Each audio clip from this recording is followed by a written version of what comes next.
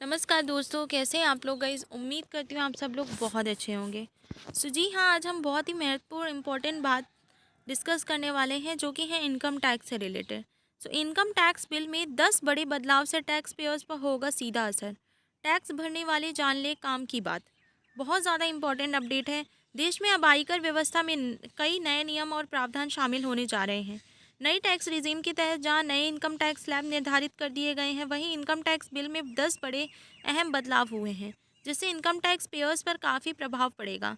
इसके लिए कई प्रकार से इनकम टैक्स विभाग ने कार्य किया है, जिसके बाद ये अहम फैसला लिया गया है। इनकम टैक्स बिल में इन 10 बदलाव से क्या प्रभाव पड़ेगा, आइए जानते हैं विस्तार से। सरलता के लिए किए गए हैं बदलाव। इनकम टैक्स को लेकर नया कानून बनने जा रहा है। यह पुरानी इनकम टैक्स एक्ट 1961 व्यवस्था को बदलने के लिए है और इसमें कई महत्वपूर्ण सुधार शामिल हैं। पहले के कानून की तुलना में इस नए दस्तावेज में पन्नों की संख्या भी कम की गई है। इसमें ज़्यादा स्पष्टता और सरलता को ध्यान में रखते हुए बदलाव किए गए हैं। नए दस्तावेज में विभिन्न वर्गों और खंडों का समावेश है, जो आयकर व्यवस्था को और अधिक व्यवस्थित बनाएंगे। टैक्स पेयर्स को कई सुधारों की उम्मीद।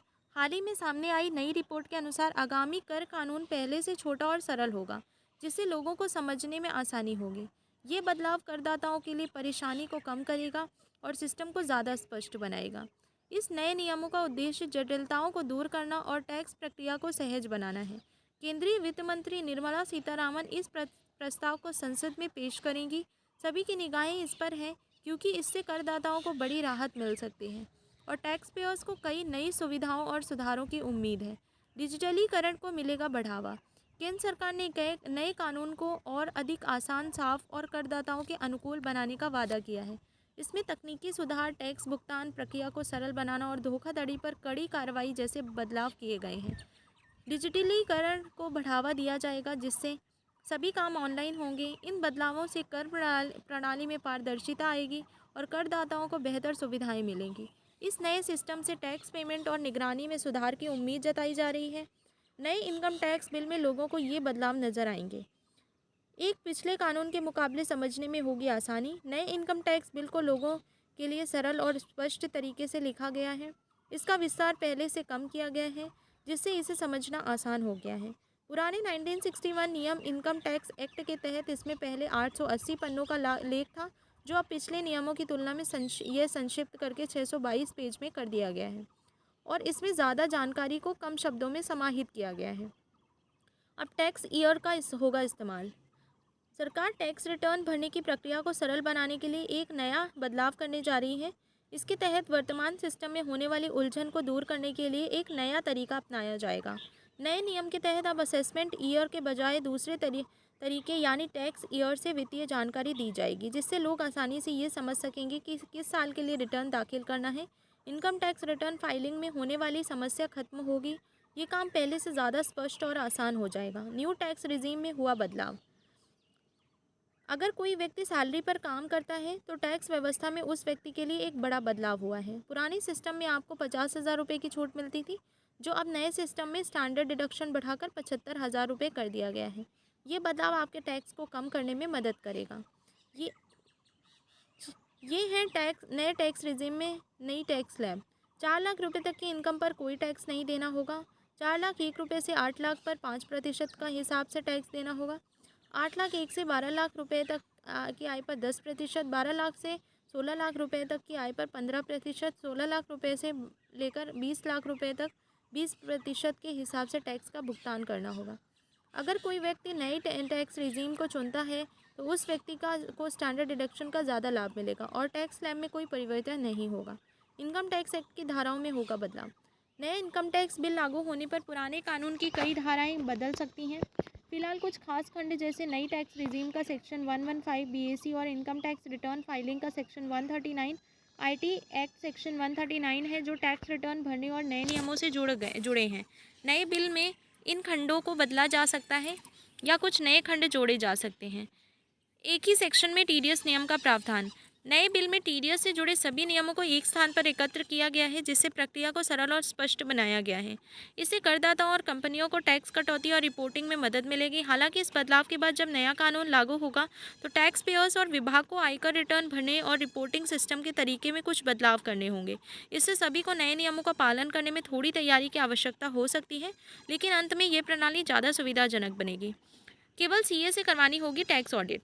पहले ये चर्चा थी कि कंपनी सेक्रेटरी और कॉस्ट अकाउंटेंट को टैक्स ऑडिट में शामिल किया जा सकता है, लेकिन एक नए निर्णय और धारा 515 3B में यह स्पष्ट हुआ है कि अकाउंटेंट का मतलब सिर्फ चार्टर्ड अकाउंटेंट से है। इसका मतलब है कि टैक्स ऑडिट का काम केवल चार्टर्ड अकाउंटेंट ही कर सकते हैं। इस फैसले से चार्टर्ड अकाउंटेंट समुदाय को बड़ी राहत मिली है, क्योंकि यह उनके अधिकार व व्यवसाय को सुनिश्चित करता है। कैपिटल गेन टैक्स में नहीं कोई बदलाव। इस बार के बजट में किसी भी प्रकार का बदलाव लॉन्ग टर्म कैपिटल गेन और शॉर्ट टर्म कैपिटल गेन के लाभ पर नहीं किया गया है। पिछले वर्ष की तरह ही इनकी दरें लागू रहेंगी। शॉर्ट टर्म लाभ के लिए 1 वर्ष तक की अवधि निर्धारित की गई है। इस अवधि के अंदर होने वाले लाभ पर पहले जैसा 20% टैक्स लगेगा। वहीं लॉन्ग टर्म लाभ पर 12.5% टैक्स का प्रावधान रहेगा। इस बदलाव से पहले जैसी ही स्थिति बनी रहती है और निवेशकों को पहले जैसी दरों पर टैक्स का भुगतान करना होगा। इससे किसी भी प्रकार की अस्थिरता का सामना नहीं करना पड़ेगा। इन धाराओं से जुड़े विवाद खत्म। नए बिल में कुछ पुराने विवादों और धारा 44AD, 44AE, 44ADA को हल कर दिया गया है, जिनमें पेशेवरों को चिंता थी। अब कुछ विशेष खंडों के तहत फायदे के कैलकुलेशन में एक नया पहलू वास्तव में अर्जित लाभ जोड़ा गया है। इसके अनुसार टैक्स पेयर्स को यह प्रमाणित करना होगा कि जो लाभ उन्होंने घोषित किया है वह वास्तव में अर्जित हुआ है। इससे पूर्वानुमान कराधान के नए नियम अधिक स्पष्ट हो जाएंगे। टैक्स अधिकारियों को सही तरीके से आकलन करने में यह मदद करेगा और करदाताओं के लिए यह एक नई जिम्मेदारी भी होगी, ताकि उनके लाभों का सही मूल्यांकन हो सके। कृषि आय पर इतनी छूट। नई टैक्स विधेयक में खेती से होने वाली आय को कुछ शर्तों में के साथ टैक्स से मुक्त रखा गया है। इसके साथ ही धार्मिक संस्थाओं, ट्रस्टों और दान की राशि पर भी टैक्स में छूट मिलेगी। चुनावी इलेक्टोरल ट्रस्ट को भी टैक्स में राहत प्रदान की गई है। ये कदम विभिन्न सामाजिक और धार्मिक कार्यों को बढ़ावा देने के लिए उठाया गया है, ताकि इन गतिविधियों को वित्तीय रूप से समर्थन मिल सके और टैक्स के बोझ को राहत मिले। वर्चुअल डिजिटल एसेट्स और टैक्स का प्रावधान। अब डिजिटल एसेट्स को संपत्ति के रूप में देखा जा रहा है, जिसमें क्रिप्टो करेंसी भी शामिल है। इसका अर्थ है कि इन पर भी वही टैक्स लागू होगा जो अन्य संपत्तियों जैसे भूमि, आभूषण और शेयर पर लगता है। यह परिवर्तन इन डिजिटल संपत्तियों को पारंपरिक संपत्तियों की समान मान्यता देता है और उनके लेन देन पर टैक्स की दरें निर्धारित करता है। इससे निवेशकों को वर्चुअल डिजिटल एसेट्स के संबंध में टैक्स का स्पष्ट रूप से पालन करना होगा। तो ये थे कुछ 10 पॉइंट्स जो आने वाले आपको टैक्स जो बिल है उसमें आपको देखने के लिए चेंजेस मिलने वाले हैं, और इससे क्या लाभ होगा, क्या नुकसान होंगे, ये भी मैंने आपको पूरा डिस्कस करने की कोशिश करी। आई नो बहुत ज़्यादा लंबी वीडियो हो गई है, बट क्या करूँ, मैंने बहुत ही शॉर्टेस्ट वे में आपको एक्सप्लेन करने की कोशिश करी है। सो आज के लिए इतना ही गाइस इस वीडियो में। मिलते हैं अगली वीडियो में। जय हिंद, जय भारत। अगर वीडियो अच्छी लगी हो तो प्लीज़ आप लोग चैनल को ज़रूर सब्सक्राइब कर लीजिएगा।